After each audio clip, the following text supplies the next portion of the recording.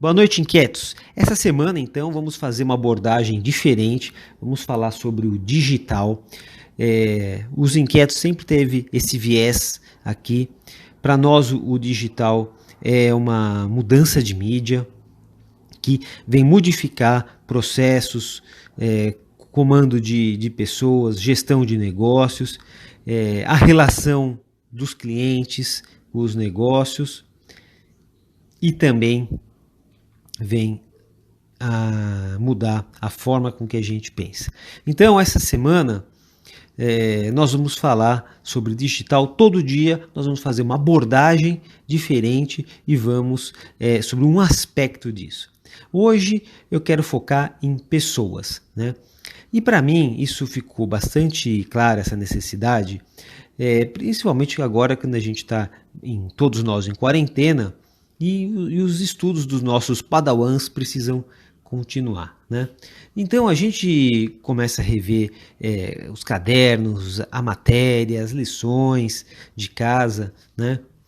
E acho que e a gente começa a pensar, né? O modelo de ensino, ele não educa a gente para mudança, né? Essa pandemia que a gente está vivendo agora é um dos reflexos desse mundo super complexo e hiperconectado, né? Então, o sujeito sai dos Estados Unidos, vai para a China, depois à tarde está na Alemanha, depois está no Brasil, depois vai para a Argentina, depois vai para a China de novo. Então a gente está totalmente hiperconectado, né?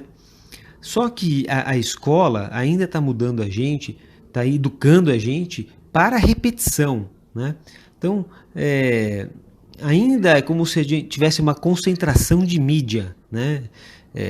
Isso na era pré-web, antes da web, até se favorecia essa repetição. Agora, no mundo de velocidade e inovação maior que a gente está vivendo, a gente vai precisar mais e mais de um mindset mais líquido, mais mutante, né? Então, quebrar essa forma de pensar, que tem um pouco de emoção, né? É cognitivo e afetivo ao mesmo tempo, é um primeiro passo para a gente mudar, inovar, empreender, essas coisas todas, né? Que ficam muito mais evidente a necessidade disso tudo nesse mundo que a gente está vivendo, né?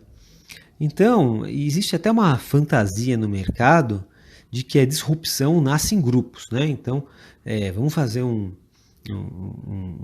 grupo que tem as melhores ideias, em partes, né? Ideias disruptivas, entretanto, ocorrem em mentes específicas que têm algumas características peculiares, né?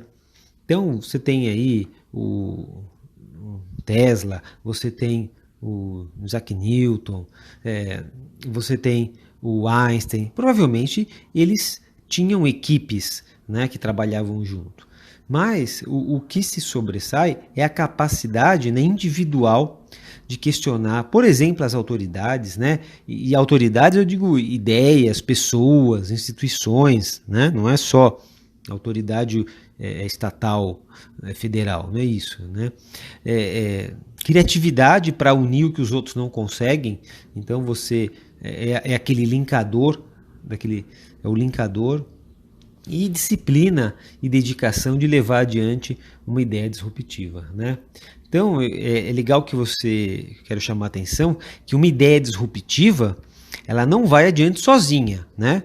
Precisa de grupos que consigam enxergar o potencial e levar adiante, principalmente as ações operacionais.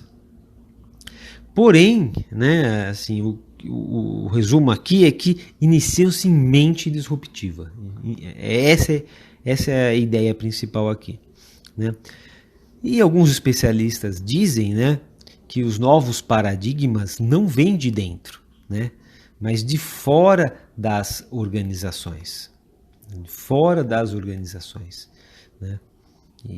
Então, hoje um mundo mais descentralizado, então onde as pessoas podem se expressar de forma muito mais barata do que antes, as mentes disruptivas ganham espaço.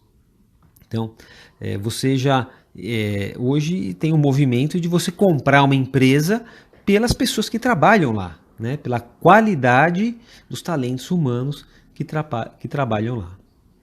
Foi assim que o Facebook começou a dar os primeiros passos, o Google, né? Então se compra a empresa toda. Então tem um forte aumento da influência de mentes mais disruptivas nessa sociedade que a gente vive. E isso é um fator fundamental para que a inovação dê o salto que está dando. Então as organizações, de maneira geral, elas têm grande dificuldade de lidar com as mentes disruptivas, né? Pois é difícil de encaixar nos modelos existentes. E aí o pessoal vai fazer aqueles design thinkings, né? Coloca tudo nos aqueles quadradinhos, parece que os quadradinhos de papel do design thinking formatam as pessoas, é impressionante, formatam as ideias, né? Então a sua ideia vai para um formatinho quadradinho, rosa, amarelo, enfim. Então, e é por isso que nós, os inquietos, quando os inquietos eles têm mais liberdade para esse tipo de mente, quando dá liberdade para a mente dos inquietos, você tem liberdade para inovar, né? Que não é todo lugar que possibilita isso. Então, eu acho que assim, as mentes quietas, elas são mais incrementais, né? E para elas, a conservação chama bastante atenção, a preservação, a continuidade. Agora, isso é um fator fundamental para se viver bem, né? Porque você precisa do mix, né?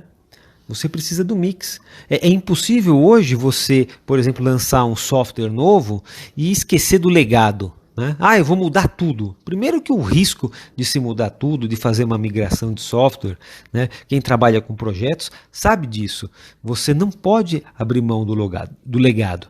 Não só pelo risco, mas também pelo preço, pelo custo. Então você tem que criar em separado, né? Como se fosse um motor 2 da empresa, né? Ou um motor 1,5, sendo o motor 1 é o modelo de legado, o motor do 1,5 seria algo incremental e o 2 disruptivo, né?